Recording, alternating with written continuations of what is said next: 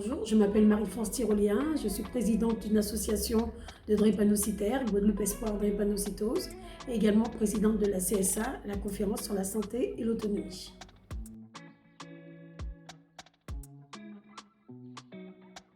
La drépanocytose est une maladie génétique du sang qui est transmise par les deux parents.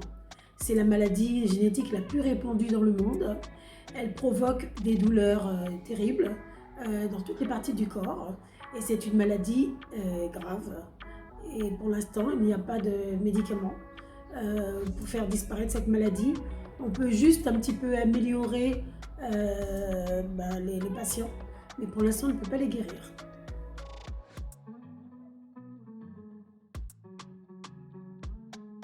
Alors les symptômes de la drépanocytose, les symptômes les plus connus, c'est la douleur. C'est-à-dire que ça crée des douleurs, le sang peut se figer dans les artères et ça crée des douleurs atroces.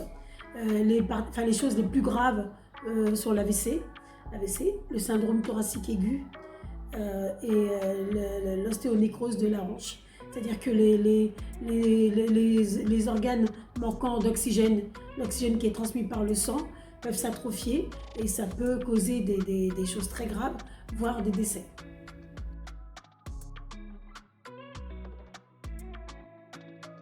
Les drépanocytaires peuvent avoir tous les groupes sanguins parce que ça n'a rien à voir avec le groupe sanguin, ça a à voir plutôt avec les gènes du patient.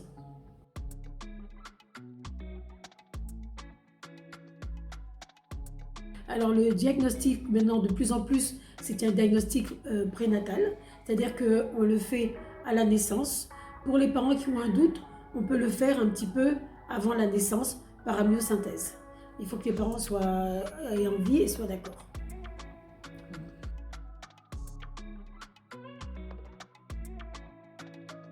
Alors l'impact sur la vie au quotidien, ça peut être complètement différent. Ça peut être quelqu'un qui est complètement atteint, qui malheureusement aura du mal à travailler, va demander la reconnaissance de travailleur handicapé parce qu'il est très très atteint, il souffre énormément, il fait des crises douloureuses pratiquement tous les mois. Donc c'est une personne qui sera vraiment très handicapée. Comme ça peut être aussi quelqu'un qui a une vie complètement normale, qui ne ressent rien, qui va travailler tous les jours. Alors ça, c'est plutôt rare. On est plutôt maintenant avec les nouveaux traitements, avec des gens qui ont des crises, quand même 2 à 3 crises dans l'année, qui sont invalidantes, mais qui peuvent aller travailler. Et on est aussi sur des enfants qui peuvent aller à l'école, parce qu'il y a une prise en charge. Alors moi, je dis toujours aux parents, demandez une reconnaissance afin que votre enfant soit pris en charge à l'école et que l'institutrice connaisse la pathologie. Malheureusement, c'est encore très difficile.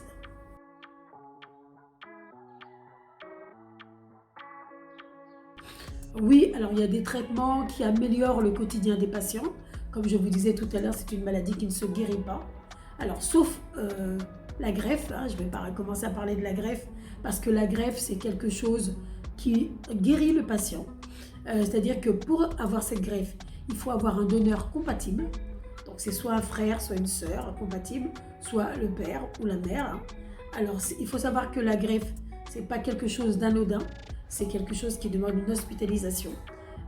C'est quelque chose qui demande une chimiothérapie parce qu'il faut mettre le patient en aplasie, c'est-à-dire que le patient, on doit carrément éliminer tout ce qui lui revenait à lui pour pouvoir lui donner l'hémoglobine de son donneur. Et c'est pas quelque chose de simple, mais il y a quand même beaucoup de greffés chez l'enfant surtout, et on en voit de plus en plus chez l'adulte, et on voit même des patients qui sont donneurs parce qu'ils sont à moitié compatibles. Donc il y a quand même une grosse évolution. Et moi je suis contente de parler de ça parce que c'est vrai que j'incite toutes les fratries justement où il y a une grande fratrie justement, d'aller faire dépister les frères et sœurs et le patient parce que ça vaut quand même le coup. Donc ça, c'est le traitement le plus miraculeux, j'ai envie de dire. Après, il y a les médicaments, il y a le cyclose qui améliore quand même en améliorant l'hémoglobine du patient. c'est-à-dire que ça fait monter l'hémoglobine fœtale, c'est-à-dire que l'hémoglobine fœtale, c'est ce que nous avons dans le ventre de notre mère. Il faut savoir que les nourrissons ne développent pas de crise dans le ventre de leur maman. Et parfois, à la naissance, ils mettent 6 mois avant de développer une crise. Mais en fait, plus l'hémoglobine fœtale est importante, et moins le patient sera malade. Plus elle part très vite, et plus le patient sera malade. Donc le cyclose a cette vertu de développer l'hémoglobine fœtale, de l'augmenter. Donc, comme je vous disais tout à l'heure, le patient ayant plus d'hémoglobine fœtale fera beaucoup moins de crises douloureuses. Voilà, il y a le cyclose. On a eu les nouveaux médicaments, le Voxelotor.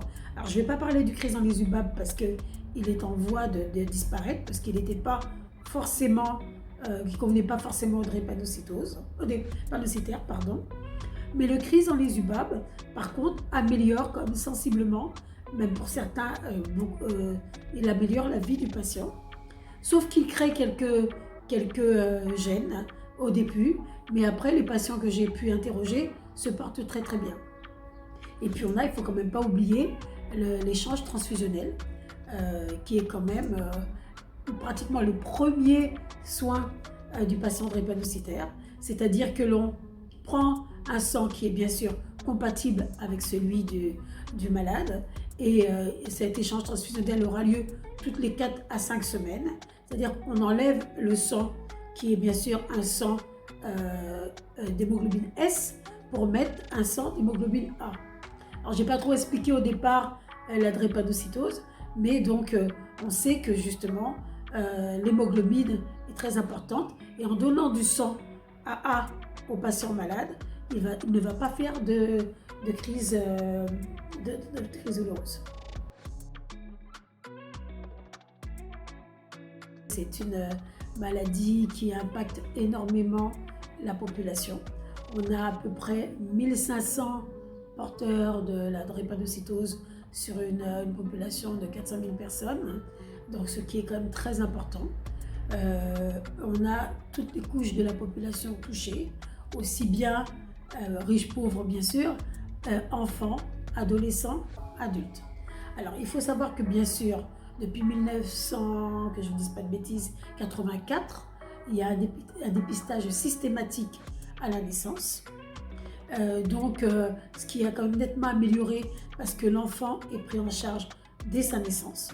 Donc l'annonce se fait par le centre de drépano qui annonce aux parents si l'enfant est porteur ou si l'enfant est malade. Malheureusement, ce qui se passe, c'est que quand l'enfant est reconnu AS, donc porteur, les parents bien sûr s'inquiètent moins, mais il faut savoir que nous sommes sur une île, les AS vont grandir, vont se rencontrer et vont bien sûr reproduire la drépanocytose. Donc on a beaucoup de malades. Le centre bien sûr joue un rôle important parce qu'il reçoit les patients. Cependant, on pense qu'il n'y a encore pas suffisamment de choses. On a lutté très longtemps, l'hôpital était en difficulté. Il nous manquait bien sûr des choses. Il nous manque aussi beaucoup de médecins. Donc les patients drépanocytaires se plaignent quand ils vont aux urgences d'attendre trop longtemps, de ne pas être pris en charge, leur douleur n'est pas suffisamment prise en charge. Alors ça, c'est ce qu'ils nous disent, c'est ce qu'ils disent aux associations. Et les associations se battent justement pour améliorer ce quotidien.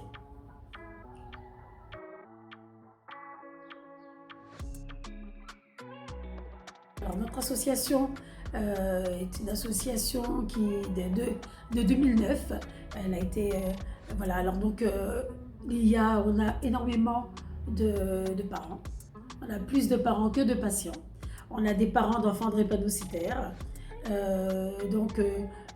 Nous faisons de l'information, de la prévention sur la population.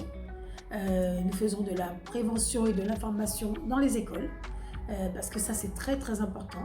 Malheureusement, les instituteurs, les professeurs des écoles ne sont pas suffisamment formés à la pathologie. Il y a parfois des loupés. Et aussi le problème, c'est que les parents ne vont pas aller informer l'instituteur ou l'institutrice de la pathologie de leur enfant, malgré ce qu'on appelle le PAI. Le PAI qui permet justement d'informer l'établissement scolaire de la pathologie de l'enfant, les parents n'utilisent pas forcément et ne disent rien parce qu'ils ont peur que l'enfant soit stigmatisé. Alors, malheureusement, la peur n'évite pas le danger et il se trouve que parfois les enfants sont malades à l'école. L'enseignante n'étant pas prévenue ne sait pas comment réagir. Parfois, elle prend des décisions un peu tardives, ce qui met la vie de l'enfant encore plus en danger. Donc, nous faisons de l'information. Nous allons auprès des parents, auprès des enseignants.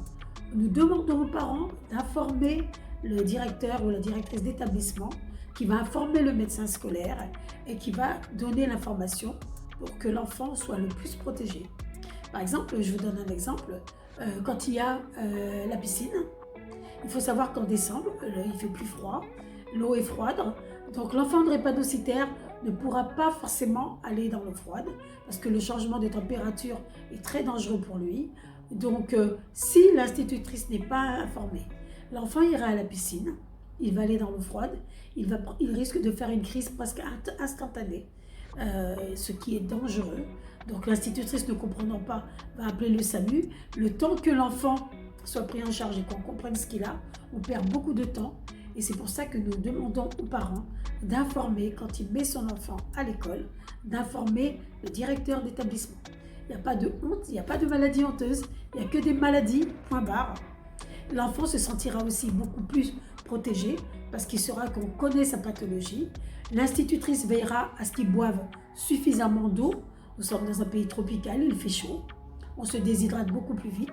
Donc l'enfant pourra boire autant que de besoin.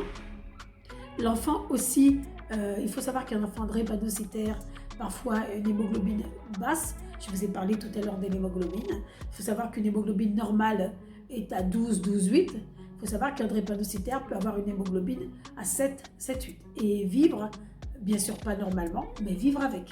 Donc il sera beaucoup plus fatigable, il aura besoin de beaucoup plus d'attention.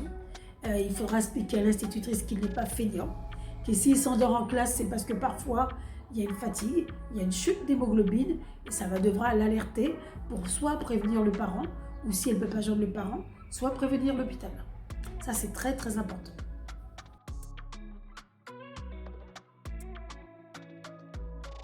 Parce que chaque année, alors il y a un restaurant fast-food en fait qui nous met à l'honneur et qui nous permet une journée de sandwich. Alors je ne vais pas dire le nom de sandwich vendu, sera reversé complètement à l'association. Donc c'est pas seulement une histoire de sandwich, c'est une histoire d'information. Donc nous allons passer une semaine à faire de l'information sur la pathologie. Nous allons passer à la télé, nous allons passer à la radio, nous allons passer dans les villes, nous allons aller dans ces restaurants et nous allons faire de l'information sur la pathologie. Donc ça attire beaucoup de monde. Les gens, en échange de ce sandwich, on va aussi leur expliquer pourquoi on le fait et pourquoi ils achètent ce sandwich aujourd'hui et pourquoi l'argent nous est reversé. Donc avec cet argent, nous allons faire de l'information. Alors là, nous préparons par exemple un congrès important que l'on va appeler En route vers l'espoir. Alors pourquoi En route vers l'espoir? Parce que c'est vrai que la drépanocytose est une maladie triste souvent, parce qu'elle crée des douleurs, elle crée de la tristesse et des décès.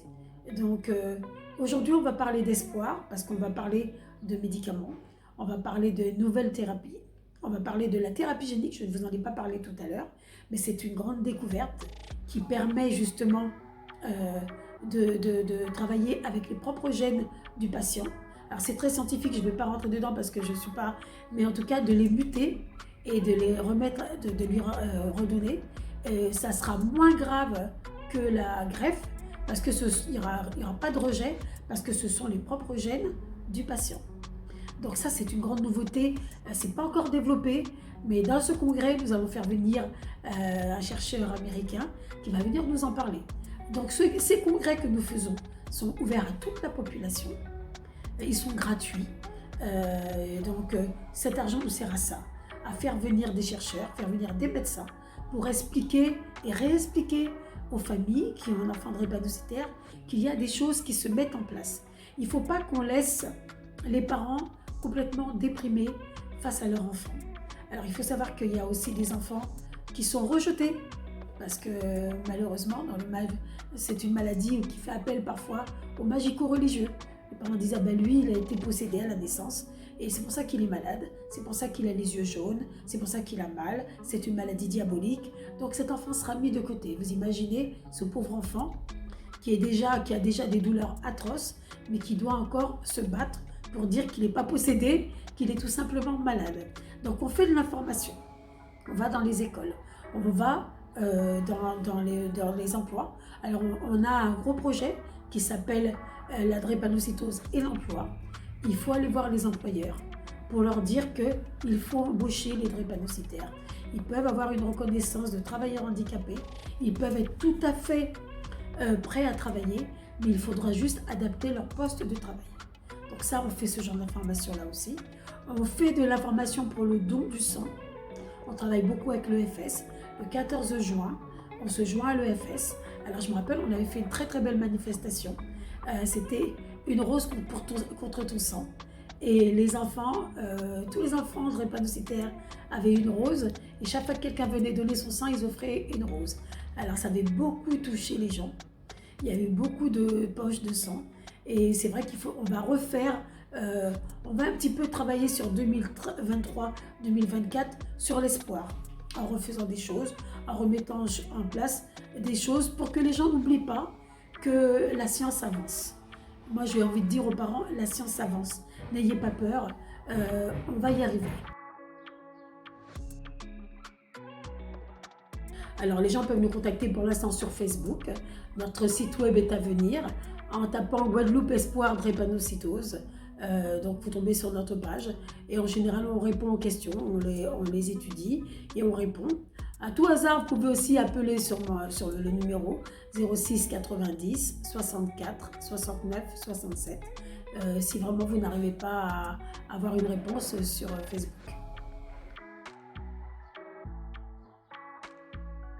J'aimerais bien qu'on cherche beaucoup plus, que le gouvernement nous aide beaucoup plus. Alors il y a eu une avancée cette année, tous les enfants sont dépistés. Avant, les enfants étaient dépistés seulement par rapport à leur couleur de peau. Maintenant, tous les enfants vont être dépistés parce qu'il y a des drépanocytaires de toutes les couleurs.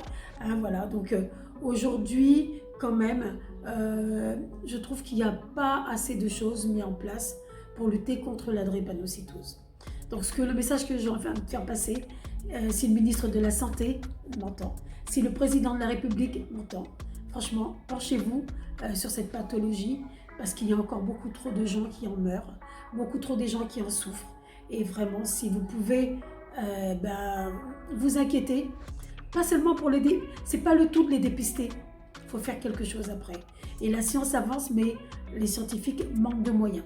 Donc voilà, c'est le message que j'ai envie de faire passer pour que tous ces enfants qui vont m'écouter, pour ses parents, on a appelé notre association Guadeloupe Espoir Drépanocytose. L'espoir, il est très important. Et quand on met que le cycle, ça fait GED. Donc voilà, aidez-nous. Aidez-nous, on en a vraiment besoin.